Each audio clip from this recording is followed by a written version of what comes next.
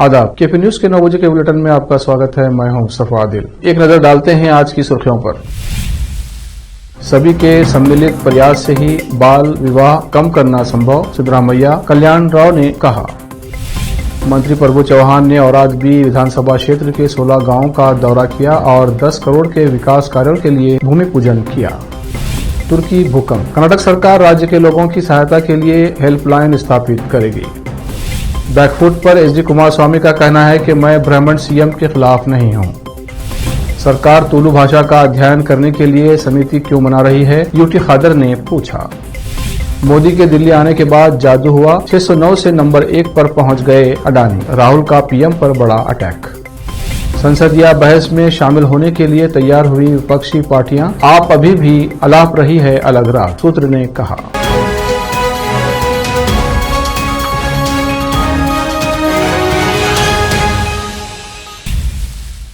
समाचारों का सिलसिला शुरू करते हुए देखते हैं समाचार विस्तार से। पहले देखेंगे स्थानीय समाचार।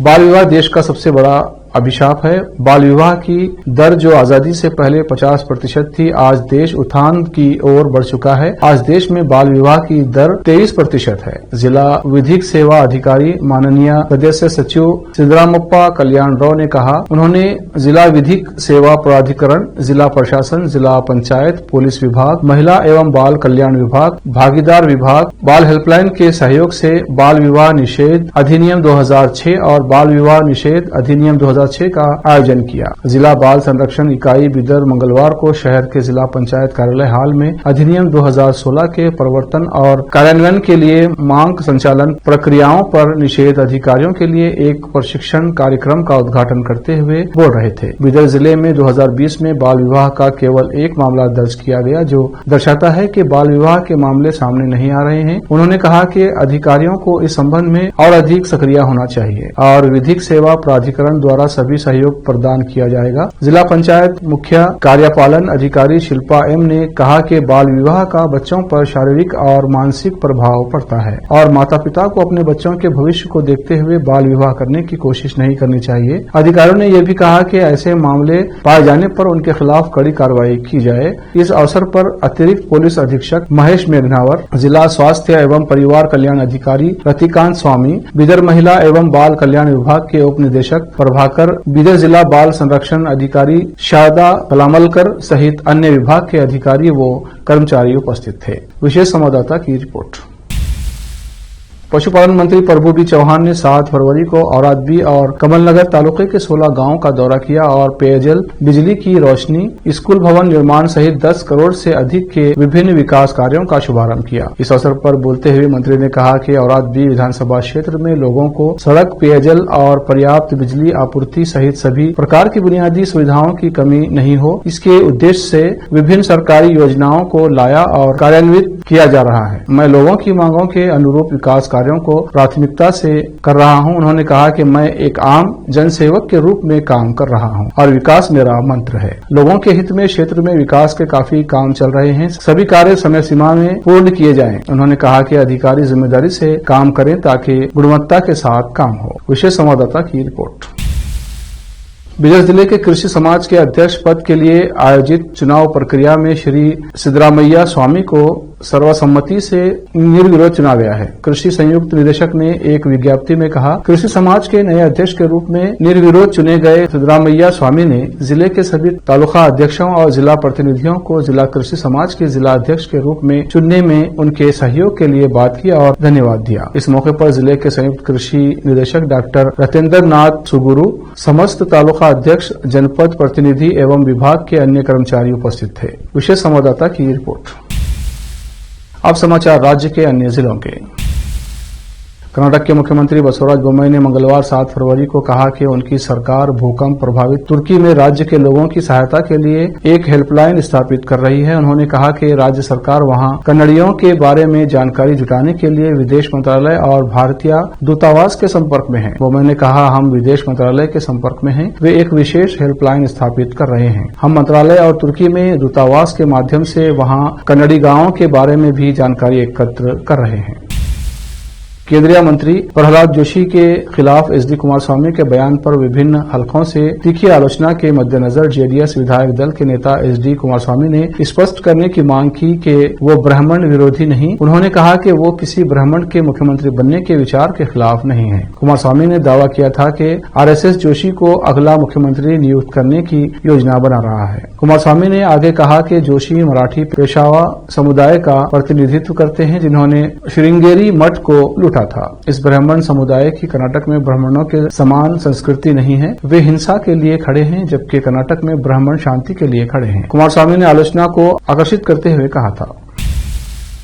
विधानसभा में विपक्ष के उपनेता यूटी खादर ने तुलु को कर्नाटक की दूसरी आधिकारिक भाषा घोषित करने के लिए सरकार द्वारा गठित समिति पर स्पष्टता की मांग की है। जब विधानसभा चुनाव में चंद महीने बाकी हैं तो अध्ययन के लिए कमेटी गठित करने की क्या जरूरत है। एक समिति गठित करने के बजाय सरकार को तुलु को राज्य में दूसरी आधिकारिक भाषा के रूप में घोषित करने पर अपना रुख स्पष्ट करना चाहिए। वो संवाददाताओं से बात कर रहे थे। उन्होंने कहा कि क्या तुलु का अध्ययन करने के लिए एक समिति गठित करने की कोई आवश्यकता थी, जिसके पास अपनी योग्यता साबित करने के लिए साहित्यिक कार्यों सहित पर्याप्त दस्तावेजों के साथ 2500 वर्षों से अधिक का इतिहास है। शिक्षाविद डॉक्टर एम मोहन अलवा के लिए मेरे मन में बहुत सम्मान है, जो प्रमुख हैं कमेटी के। समिति का गठन करना तुलु का अपमान है और तुलुनाडु के लोगों के साथ विश्वासघात है। मंगलूर के शक्तिनगर में सिटी ग्रुप ऑफ इंस्टीट्यूशंस द्वारा चलाए जा रहे 3 छात्रावासों के लगभग 231 छात्र कथित भोजन से पीड़ित थे, जिनमें से शहर के विभिन्न अस्पतालों में निगरानी में रखा गया है और अन्य को छुट्टी दे दी गई है। उपायुक्त रवि कुमार एमआर ने कहा कि उनकी हालत स्थिर है और जल्द ही उन्हें छुट्टी मिलने की संभावना है। जिला निगरानी अधिकारी डॉक्टर जगदीश की शिकायत के आधार पर जिला प्रशासन के ध्यान में इस मुद्दे को लाने में विफल रहने के लिए मंगलुरु पूर्व पुलिस ने सिटी हॉस्पिटल एडमिनिस्ट्रेशन और सिटी नर्सिंग कॉलेज छात्रावास के खिलाफ प्राथमिकी दर्ज की है। पुलिस ने आईपीसी की धारा 176, 328 और 337 के तहत मामला दर्ज किया है। यहाँ पर रोकते हैं समाचारों का सिलसिला, जल्द लौटते हैं ब्रेक के बाद। हिंदुस्तान के हर कोने में हम हैं मौजूद। 24 घंटे हालात पर गहरी नजर, खबरों से जुड़े चुपते सवालात और आपको दिखाता है धार्मिक, सामाजिक, राजनीतिक, लोकल और इंटरनेशनल न्यूज की सबसे बेहतर कवरेज,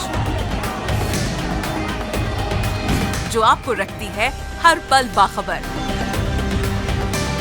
देश और दुनिया भर की खबर के लिए देखते रहें KP news 24/7। Noor education trust Bidar की ओर से चलाए जाने वाला Noor MEd and BEd college Bidar, recognized by NCTE Delhi and affiliated to Gulbarga University, Gulbarga. Admission are open for the academic year 2022-23. विशेषज्ञ और सक्षम शिक्षकों द्वारा शिक्षा प्राप्त करने के लिए नूर एमएड एंड बीएड कॉलेज में दाखिला लें और शांत वातावरण में शिक्षा प्राप्त करें। बीदर शहर में बेहतर शिक्षा का एकमात्र केंद्र Noor MEd and BEd college, Shahpur gate, Bidar. Phone numbers 9945283920, 8482221297। अब देखते हैं देश और विदेश के समाचार। कांग्रेस के पूर्व अध्यक्ष राहुल गांधी ने उद्योगपति गौतम अडानी को लेकर प्रधानमंत्री नरेंद्र मोदी पर बड़ा हमला बोला है। राहुल ने पीएम मोदी से अडानी से रिश्तों को लेकर सवाल पूछे हैं। आज लोकसभा में राष्ट्रपति के अभिभाषण प्रस्ताव पर चर्चा में भाग लेते हुए राहुल ने अपना लगभग पूरा भाषण अडानी पर फोकस किया। उन्होंने आरोप लगाया कि विदेशों में अडानी की शेल कंपनियां हैं, सरकार पता लगाए कि इसमें किसका पैसा लगा है। राहुल ने एयरपोर्ट, डिफेंस से लेकर बिजली तक के अडानी के डील पर सवाल उठाए और पीएम मोदी पर अडानी को फायदा पहुंचाने का आरोप लगाया। राहुल गांधी ने दावा किया कि राष्ट्रपति के अभिभाषण में बेरोजगारी और महंगाई जैसे शब्द एक भी बार नहीं आए। उन्होंने ये भी कहा कि वो अपनी भारत जोड़ो यात्रा के दौरान देश में जहां भी गए हर जगह अडानी नाम सुनने को मिला। अडानी ग्रुप से जुड़े हालिया घटनाक्रम की पृष्ठभूमि में उनके नाम का जिक्र करते हुए राहुल ने कहा, मैं देश में जहां जहां गया हर जगह एक ही नाम अडानी सुनाई दिया। लोगों ने पूछा कि इनका हिंदुस्तान के प्रधानमंत्री के साथ क्या रिश्ता है। अडानी मामले को लेकर संसद के दोनों सदनों में सोमवार को भारी हंगामा हुआ था, जिसके बाद लोकसभा और राज्यसभा की कार्रवाई को मंगलवार तक के लिए स्थगित कर दिया गया था। इस बीच सूत्रों के हवाले से यह खबर मिली है कि विपक्ष संसदीय बहस में शामिल होने के लिए तैयार है, लेकिन आम आदमी पार्टी इस चर्चा में शामिल नहीं होगी। ऐसे में माना जा रहा है कि विपक्ष ने अपनी रणनीति में बदलाव किया है। संसद भवन में विपक्ष के नेता मल्लिकार्जुन खड़गे के कक्ष में विपक्षी दलों की बैठक में 15 राजनीतिक दलों ने भाग लिया है। इसमें कांग्रेस, डीएमके, सपा, राष्ट्रीय जनता Dal United, AAP, CPM, CPI, NCP, SSIUML, NC, RSP, Kerala Congress और वीसीके शामिल हैं। भारत में पहली बार पुरुष ट्रांसजेंडर एक बच्चे को जन्म देने वाला है। दरअसल मामला केरल के कोझिकोड का है। यहाँ ट्रांस कपल जिया और जहाद ने इस बाबत जानकारी साझा की है। बता दें कि ट्रांसजेंडर द्वारा बच्चे को जन्म दिए जाने की बात के सामने आने के बाद ये मामला सुर्खियों में आ गया है। बता दें कि जिया और जहाद की मुलाकात 3 साल पहले हुई थी। ये दोनों ट्रांसजेंडर हैं। पहली मुलाकात के बाद दोनों के बीच दोस्ती हुई और दोनों एक दूसरे के बेहद करीब आने लगे। दोनों के बीच की दोस्ती एक समय बाद प्यार में बदल गई। इसके बाद दोनों ने साथ रहने का फैसला किया। बता दें कि जिया शुरू में लड़का था, हालांकि जहाद से मिलने के बाद उसने अपना जेंडर चेंज कराने का फैसला किया। वहीं जहाद को पहले लड़की था, उसने भी जेंडर चेंज कराया और लड़का बन गया। बता दें कि लड़की से लड़का बनने के बावजूद जहाद प्रेग्नेंट हो गया है। बता दें कि भारत में ऐसा पहली बार हुआ है जब कोई ट्रांसजेंडर बच्चे को जन्म देने वाला है। अडानी मुद्दे पर संसद के दोनों सदनों में गतिरोध बना हुआ है। विपक्ष और सत्ता पक्ष के बीच गतिरोध को खत्म करने को लेकर किए जा रहे प्रयासों को फिलहाल कोई नतीजा नहीं निकल पाया है। विपक्षी दल अडानी मुद्दे पर जेपीसी की मांग कर अड़े हुए हैं। राष्ट्रपति के अभिभाषण पर चर्चा तक विपक्ष को मंजूर नहीं है। कल संसदीय कार्य मंत्री प्रहलाद जोशी और राज्य मंत्री अर्जुन राम मेघवाल ने दोनों सदनों की कार्यवाही दिन भर के लिए स्थगित होने के बाद विपक्षी दलों के सदन के नेताओं के साथ बैठक की। जोशी और मेघवाल ने लोकसभा में कांग्रेस के नेता अधीर रंजन चौधरी, तृणमूल कांग्रेस के नेता सुदीप बंदोपाध्याय, दरमुक नेता टी.आर. बालू तथा कुछ अन्य नेताओं के साथ बैठक की। सूत्रों ने बताया कि बैठक के दौरान नेताओं की यही राय थी कि राष्ट्रपति के अभिभाषण पर लाए गए धन्यवाद प्रस्ताव पर चर्चा शुरू होनी चाहिए। हालांकि गतिरोध खत्म होने पर कुछ भी स्पष्टता नहीं है। उधर कांग्रेस के हंगामे वाली सियासत के खिलाफ बीजेपी भी पलटवार के मूड में है। आज सुबह बीजेपी संसदीय दल की मीटिंग रखी गई है, जिसमें संसद में चल रहे गतिरोधों के बीच पार्टी अपनी रणनीति पर चर्चा करेगी। वहीं नेता प्रतिपक्ष मल्लिकार्जुन खड़गे के नेतृत्व में विपक्ष की मीटिंग भी होने वाली है।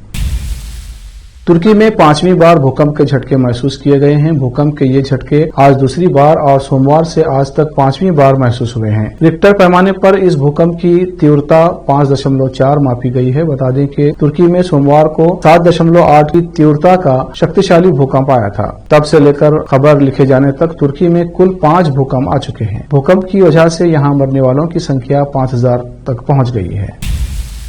एक नजर डालते हैं फिल्मों के समाचारों पर। सिद्धार्थ कियारा की शादी में लजीज पकवानों से होगा मेहमानों का स्वागत, परोसी जाएंगी 10 देशों की 100 डिशेस। अब समाचार खेल जगत के। शुभमन गिल और मोहम्मद सिराज को मिलेगा आईसीसी की ओर से बड़ा इनाम। आखिर में देखते हैं समाचार बाजार के। छत्तीसगढ़ में 300 रूरल इंडस्ट्रियल पार्क बनाए जा रहे हैं। इनमें प्रदेश के हुनरमंद युवाओं को छोटे छोटे उद्योगों की स्थापना के माध्यम से। फिर से एक नजर सुर्खियों पर। सभी के सम्मिलित प्रयास से ही बाल विवाह कम करना संभव, सिद्धरामैया कल्याण राव ने कहा। मंत्री प्रभु चौहान ने औरादबी विधानसभा क्षेत्र के 16 गांवों का दौरा किया और 10 करोड़ के विकास कार्यों के लिए भूमि पूजन किया। तुर्की भूकंप। कर्नाटक सरकार राज्य के लोगों की सहायता के लिए हेल्पलाइन स्थापित करेगी। बैकफुट पर एचडी कुमारस्वामी का कहना है कि मैं ब्राह्मण सीएम के खिलाफ नहीं हूं। सरकार तुलु भाषा का अध्ययन करने के लिए समिति क्यों बना रही है, यूटी खादर ने पूछा। मोदी के दिल्ली आने के बाद जादू हुआ, 609 से नंबर 1 पर पहुंच गए अडानी। राहुल का पीएम पर बड़ा अटैक। संसदीय बहस में शामिल होने के लिए तैयार हुई विपक्षी पार्टियां, आप अभी भी अलाप रही है अलग राह, सूत्र ने कहा।